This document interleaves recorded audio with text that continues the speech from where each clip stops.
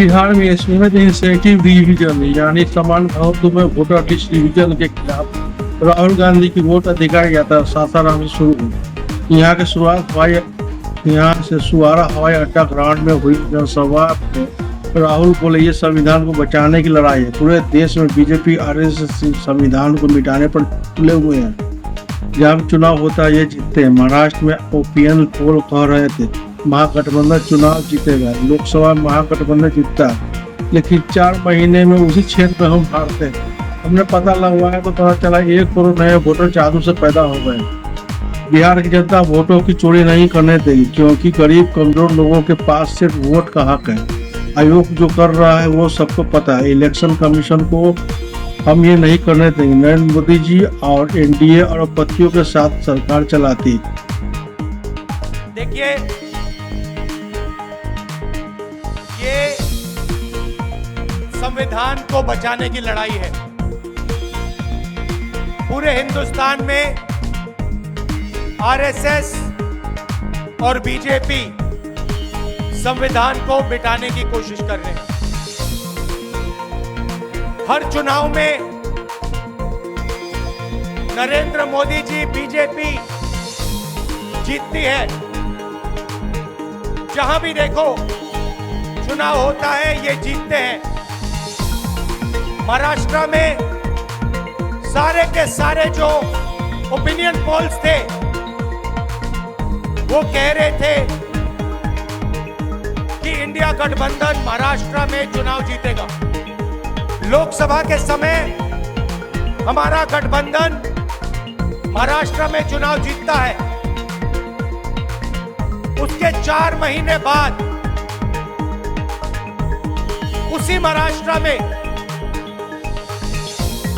BJP का गठबंधन SVEEP करता है, चुनाव जीतता है।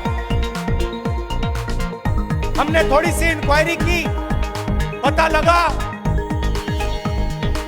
कि लोकसभा चुनाव के बाद इलेक्शन कमीशन ने महाराष्ट्र में जादू से 1 करोड़ नए वोटर पैदा कर दिए। लोकसभा में और विधानसभा में 1 करोड़ वोटरों का फर्क था। और भाई और बहनों, जहां भी ये नए वोटर आए वहां पर बीजेपी का गठबंधन जीता। हमारा 1 वोट कम नहीं हुआ। हमारे गठबंधन को जितने वोट लोकसभा में मिले उतने ही वोट हमें विधानसभा में मिले। बीजेपी को सारे के सारे नए वोटरों के वोट मिले और वो चुनाव जीते। हमने शिकायत की, इलेक्शन कमीशन से कहा, उनको कहा हमें वीडियोग्राफी दिखाओ। इलेक्शन कमीशन ने मना कर दिया। उसके बाद हमने इंक्वायरी शुरू की। कर्नाटक में 1 लोकसभा 1 विधानसभा में हमने इंक्वायरी शुरू की। सारे के सारे रिकॉर्ड निकाले और एक रिकॉर्ड को दूसरे रिकॉर्ड से कंपेयर किया। भाई और बहनों, पता लगा कि एक विधानसभा में 1 लाख से ज्यादा वोट चोरी हुए। और इन वोटों के कारण लोकसभा की सीट कर्नाटक में बीजेपी जीती। हमने ये प्रेस कॉन्फ्रेंस में कहा, इलेक्शन कमीशन ने मुझसे एफिडेविट मांगा और किसी से एफिडेविट नहीं मांगा। कुछ दिन पहले बीजेपी के लोग प्रेस कॉन्फ्रेंस करते हैं, उनसे कोई एफिडेविट नहीं मांगा। मुझसे एफिडेविट मांगा। कहते हैं कि आप एफिडेविट दो कि आपने जो हमें कहा, आपने जो डेटा रखा है वो सही है। उन्हीं का डेटा है, उन्हीं के आंकड़े हैं, मुझसे एफिडेविट मांग रहे हैं। हमने उनसे सीसीटीवी जो वीडियोग्राफी है वो मांगी, मना कर दी। भाइयों और बहनों, मैं आपको इस स्टेज से कह रहा हूं कि पूरे हिंदुस्तान में विधानसभा के चुनाव, लोकसभा के चुनाव चोरी किए जा रहे हैं। और इनकी आखिरी साजिश ये है कि बिहार में एसआईआर करके नए वोटरों को जोड़कर, वोटरों को काट कर ये बिहार का चुनाव चोरी करें।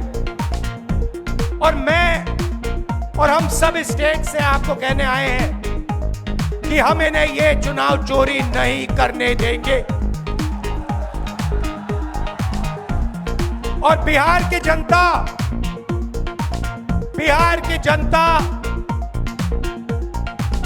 चोरी नहीं करने देगी। क्यों? क्योंकि गरीबों के पास, कमजोर लोगों के पास सिर्फ वोट है और हम वोट चोरी नहीं करने देंगे। और जो इलेक्शन कमीशन कर रहा है पूरे देश को मालूम है। अब ये बात छुपी नहीं है। पहले देश को मालूम नहीं था कि कैसे चोरी की जाती है। हमने प्रेस कॉन्फ्रेंस में साफ करा दिखा दिया चोरी इलेक्शन कमीशन कैसे कर रहा है। और अब हम ये चोरी नहीं करने देंगे। और जहां भी ये चोरी हो रही है, चाहे बिहार में, चाहे महाराष्ट्र में, चाहे असम में, चाहे बंगाल में, हम इनकी चोरी पकड़कर जनता को दिखाने का काम करने जा रहे हैं।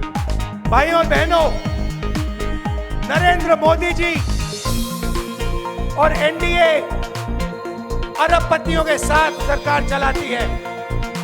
आप वोट डालते हो, आपका वोट चोरी किया जाता है और फिर आपका पूरा का पूरा धन 5-6 अरबपतियों को दिया जाता है। हमने पार्लियामेंट में कहा कि हमें जाति जनगणना चाहिए और 50% रिजर्वेशन की जो दीवार है उसे तोड़ना चाहिए। प्रधानमंत्री के सामने मैंने कहा, मगर बीजेपी, नरेंद्र मोदी ने दबाव में आकर जाति जनगणना कह दिया कि करेंगे।